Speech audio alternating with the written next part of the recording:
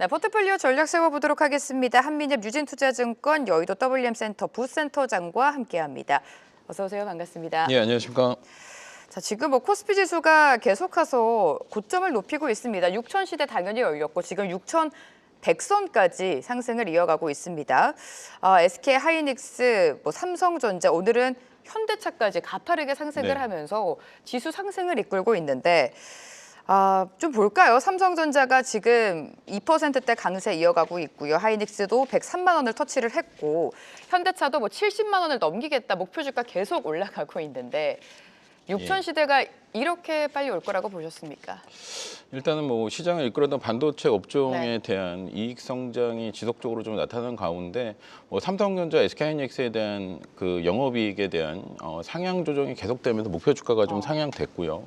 일단 전반적인 실적과 성장에 대한 프리미엄이 주가에 좀 반영이 되고 있고, 그다음에 3차 상법 개정이든 정책적인 부분에 대해서 코리안 디스카운트가 좀 해소되면서 좀 생각보다는 좀 빠르게 6,000포인트대까지 좀 도달했다라고 보고 있습니다. 네, 가파르게 6,000포인트를 터치를 했고 또 이제 엔비디아의 실적 발표를 앞두고 있기 때문에 반도체를 바라보는 투자 전략을 어떻게 가져갈지 고민되시는 분들도 있을 것 같아요. 특히나 엔비디아 실적이 당연히 좋겠지만 가이던스 그리고 젠슨 황의 발언에 시장은 주목을 하고 있는데 엔비디아 실적 발표 이후 반도체 투자 전략 어떻게 가져갈까요? 사실 지금 조정이 나올 때 좀 기다리시는 분들이 있는데 기회를 안 주고 있어요. 사실 시장에서 SK하이닉스와 삼성전자에 대한 이익 상향 조정되면서 주가 조정을 좀 기다리시는 분이 있는데 사실 늘 그래왔듯이 저희가 기다리는 조정은 오지 않고 항상 주가가 강세 흐름 나타나고 있습니다. 그래서 제가 지난번 방송에도 말씀드렸듯이 최근에 좀 상승세가 좀 나타났지만은 그래도 발부터 조금이라도 담가놓고 추적 관찰하자라고 좀 전략적으로 말씀을 드렸던 것 같고요. 일단 엔비디아 실적 발표 이후에 주가 흐름 같은 경우는 일단 최근에 2월 들어서 반도체 수출 데이터를 봤을 때 디램과 메모리 가격, 낸드 가격의 강세와 전반적인 수출 데이터가 상당히 긍정적이다. 그렇기 때문에 여전히 메모리 쪽에 대한 수요는 좀 증가하고 있다라고 보고 있고 엔비디아 관련 실적과 그다음에 전반적인 AI 산업에 대한 소프트웨어 관련 업종들이 이제 급등락세가 좀 나타나지 않았습니까? 이런 부분에 대한 노이즈는 있겠지만은 그래도 이익 성장에 대한 부분이 상당히 더 크기 때문에 상방으로 좀 지수대나 목표 주가를 좀 상향 조정하면서 좀 끌고 가는 전략으로 대응하시면 좋을 것 같습니다. 네, 삼성전자랑 하이닉스는 영업이익치 계속해서 상향 조정이 되고 있고 역시나 대형주 중심에 좀 가파른 매수세가 몰리면서 오늘 시세를 내주고 있습니다. 자, 업종 바로 들어가 보도록 하죠. 회피와 집중으로 나눠봤고요. 반도체 앞서서 설명해 주셨고 사실 전력기기도 반도체와 비슷한 결로 가고 있는 것 같아요. 센터장님께서는 전력기기는 무조건 내 포트 안에 넣어야 된다. 지금 수개월째 말씀해 주고 계신데 어떻게 대응을 할까요? 너무 고민을 많이 하면 ETF로 대안을 찾을까요? ETF를 사는 것도 괜찮은 방법이라 생각하고 있고요. 그렇지만 ETF보다 본주가 워낙 좀 강하기 때문에 효성중공업이나 HD 현대일렉트릭, 그다음에 최근에 강세 보였던 LS 일렉트릭 같이 전력기기 업체를 매수하시는 것도 좋은 방법이라고 생각하고 있습니다. 그래서 반도체뿐만 아니라 AI 산업이 확대되면서 데이터 센터향에 대한 전력 수요가 상당히 많습니다. 그렇기 때문에 전반적인 지금 시장에서 봤을 때 미국 같은 경우도 전력 인프라에 대한 투자가 좀 증가하고 있고, 근데 국내 지금 전력기기 업체 같은 경우도 2030년까지 수주가 좀 확보된 상황입니다. 그래서 지금 시장을 주도하는 업종, 반도체와 전력기기, 그다음에 실적에 대한 부분들이 긍정적이고 향후 추가적인 상승이 좀 가능한 조선과 방산. 오늘 강한 상승을 난 자동차 업종, 지금 최근 들어서 로봇주로 조금 탈바꿈하면서 오늘 강한 시세가 좀 나타나고 있는데 일단 대형주 중심으로 시장을 주도하는 업종 중심으로 집중을 하시는 게 좀 좋을 것 같습니다. 코스닥의 키 맞추기를 기다리시는 분들이 많을 텐데 최근은 계속해서 코스피 대형주 위주의 강세장이 연출이 되고 있습니다. 자, 반도체랑 전력기기, 조선과 방산까지 짚어주셨는데 사실 AI 산업과 연관지어서 보면 원전도 빼놓을 수가 없는데 원전은 좀 빠진 것 같아요. 사실 제가 방송에서 원전에 대해서는 말씀을 많이 못 드렸는데 일단 원전이 나쁘다기보다는 네. 원전보다는 전력기기가 더 아. 수익률 측면에서 좀 더 긍정적인 부분이 좀 많다고 판단이 되고 있고 중장기적으로 봤을 때 SMR 관련해서 두산 에너빌리티나 이러한 부분도 모멘텀이 있습니다. 그래서 올해 같은 경우도 두산 에너빌리티에 대한 수주와 실적에 대한 모멘텀이 좀 가셔야되는 부분들이 상당히 높다라고 판단이 되고 있어서 원전 관련 종목도 지금 에너지 관련 전반적인 정책의 수혜를 좀 입을 수 있다고 판단하고 있기 때문에 원전 관련 종목도 좀 중장기적으로 좀 보셔도 무관할 것 같습니다.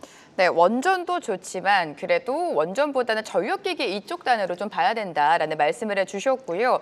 자, 회피 섹터로 엔터와 게임, 인터넷입니다. 자, 가지고 오신 업종 좀 속상하지만 시장에 많은 관심을 못 받고 있는 섹터이기는 해요. 예, 맞습니다. 네.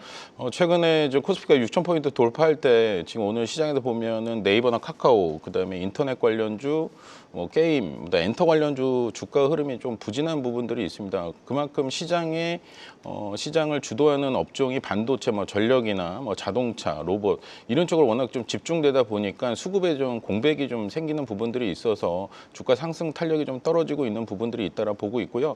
펀더멘탈 상의 문제는 없지만은 수급적인 요인 부분이 좀 크게 작용하는 것 같습니다. 그리고 어제 같은 시장에서 봤을 때는 기관, 금융투자 중심으로 강한 매수가 지금 들어왔는데 ETF 쪽에 대한 패시브 자금이 강하게 들어오면서 기존에 주도했던 섹터, 그다음에 시장을 주도했던 대형주 중심으로 매수가 좀 강하게 들어오기 때문에 회피 전략으로는 게임과 엔터, 인터넷 업종을 조금 회피하는 전략으로 네. 대응하시면 좋을 것 같습니다. 네, 아무래도 시장의 매수세가 강하게 쏠리는 업종을 지금 보면서 트레이딩을 해야 될 것 같습니다. 엔터와 게임, 인터넷은 살짝 관망하면 좋겠다라는 전략을 세워주셨고요. 촘촘하게 비중 보도록 하겠습니다. 자, 전력기기는 비중을 5% 축소를 하셨습니다만 여전히 20%로 끌고 가고 있고요. 증권주를 편입해서 제외를 하셨습니다. 최근에 증권 그리고 지주사 관련된 주가 좀 급등이 나왔는데 단기간에 너무 많이 올랐기 때문에 안 좋다라는 게 아니라 차익 실현으로 좀 세론으로 보시는 것 같아요. 한 번 조정이 나왔을 때 그때 또다시 들어갈까요? 일단은 제 포트 안에 지주사가 좀 들어가 있고요. 3법 개정 관련해서 이제 증권이나 보험 섹터가 좀 강한 상승 흐름이 나타났는데 최근 들어서 좀 변동성이 좀 맞아요. 확대되고 있는 부분들이 있기 때문에 증권 업종은 오늘도 좀 강하게 좀 강한 반등이 좀 나타나면서 좀 포트에는 좀 이익 실현하면서 편입에 제외를 시켰고 일단은 지주사 내에서도 시장에서 주목하고 있는 그런 계열사를 보유하고 있는 지주사 쪽으로 더 집중을 하시는 게 좋을 것 같아서 증권 업종은 편입에서 제외했습니다. 증권 업종은 이익 실현 관점으로 네네. 끊어갔다라고 언급을 해주셨고요. 지금 조선 기자재, 방산 그리고 지주는 계속해서 유지해주고 계십니다. 자, 조선 섹터 안에서도 기자재 단을 좀 보자라는 말씀이신 것 같은데 탑픽으로 HD 한국조선해양 가지고 오셨네요. 네, 맞습니다. 조선주나 방산주가 좀 최근에 좀 많이 쉬었죠. 반도체나 전력기기, 자동차 섹터가 좀 강할 때 가는 상대적으로 섹터가 조금 계속 가요. 쉬었던 부분들이 있는데 일단 모멘텀 플레이를 하기 위해서 이제 조선주에 대한 부분을 좀 봐야 되는 이유가 일단 글로벌 LNG 수출 프로젝트에 대한 부분들이 상당히 긍정적이다라고 보고 있습니다. 지금 카타르 LNG 수출 프로젝트의 일환으로 LNG에 대한 발주가 좀 대기 중에 좀 있다라고 보고 있고 일본의 그 ONE 쪽에 대한 대형 컨테이너선의 발주가 한 22척 정도 좀 준비를 하고 있습니다. 그리고 LNG 프로젝트 일환으로 카타르 LNG 발주 같은 경우는 과거 2017년도에 이제 국내 조선사가 수주한 이력이 있는데 카타르 같은 경우는 좀 항구에 좀 최적화된 그런 맞춤형 LNG를 발주하는 그런 이력들이 좀 있습니다. 그래서 일본 선사 대비했을 때는 국내 조선사들이 이제 카타르의 요구에 맞춰서 그런 LNG 선을 맞춤 제작을 했던 이력이 좀 있기 때문에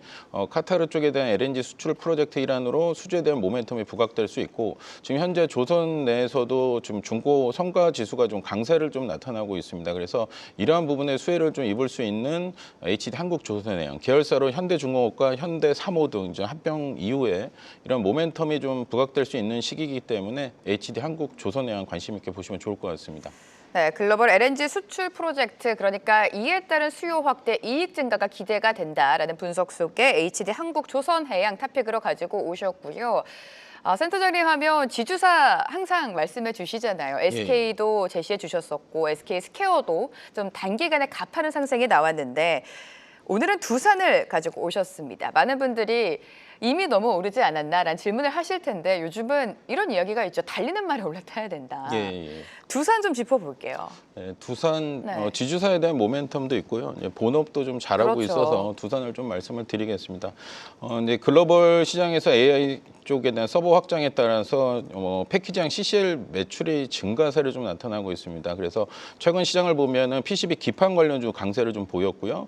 그다음에 그 PCB 기판의 원재료로 쓰이는 동박 적층판에 대한 수요도 좀 증가하고 있습니다. 두산 같은 경우는 CCL에 대한 제품을 지금 글로벌 시장에서 좀 경쟁력을 갖고 있고 최근에 지금 엔비디아 쪽에 대한 차세대 루비 모델 쪽에 대한 납품도 독점도 가능하지 않을까라는 시장 전망도 나타나고 있습니다. 그렇기 때문에 전반적인 엔비디아 쪽에 대한 매출 부분이 CCL 쪽에 대한 매출 부분이 좀 가시화될 수 있는 부분들이 있고 그다음에 하이엔드급 CCL 같은 경우는 글로벌 경쟁사인 엘리트 머티리얼즈 대비해서는 좀 경쟁 우위에 좀 기술적으로 우위에 앞서고 있다라는 시장 전망들이 나타나고 있기 때문에 지주사에 대한 모멘텀도 있고 본업을 잘하고 있는 두산을 관심 있게 보시면 좋을 것 같습니다.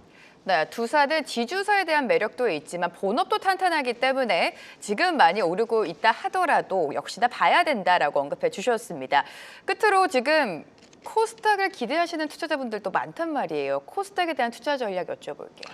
일단은 최근에 시장에 이제 코스피 6,000포인트 돌파한 이후에 코스닥 정책 기대감을 한번 급등한 네. 이후에 최근에 조정이 나와서 좀 쉽지 않은 주가 흐름이 나타나고 있는데요. 일단은 정책적인 부분이 좀 빨리 좀 나와야 되는 부분들이 있고 일단 코스닥 시장이 좀 알테오젠에 대한 코스피 이전 산장에 대한 네. 이슈도 있고 그다음에 대형주 중심으로 패시브 자금들이 강하게 들어오기 때문에 수급적인 부분이 더 대형주 코스피 시장이 더 강할 수밖에 없는 그런 환경이 좀 형성이 돼 있다라고 보고 있습니다. 그래서 코스닥 시장 같은 경우는 단기보다는 좀 중기적인 관점으로 좀 보시면 좋을 것 같고 위항이면 코스피가 6,000포인트 돌파했지만 코스피 시장 쪽으로 매수 전략을 세우시면 좋을 것 같습니다. 코스닥도 좀 긴 호흡으로 봤을 때 코스피만큼은 아니지만 그래도 키 맞추기는 나타날 것이다 라고 언급을 해주셨습니다. 코스닥 시장까지 점검해봤고요. 한민엽 유진투자증권 여의도 WM센터 부센터장과 오늘 이 시간 함께했습니다. 고맙습니다. 예, 감사합니다. 한국경제TV는 도약하는 한국 증시와 투자자 여러분을 응원합니다.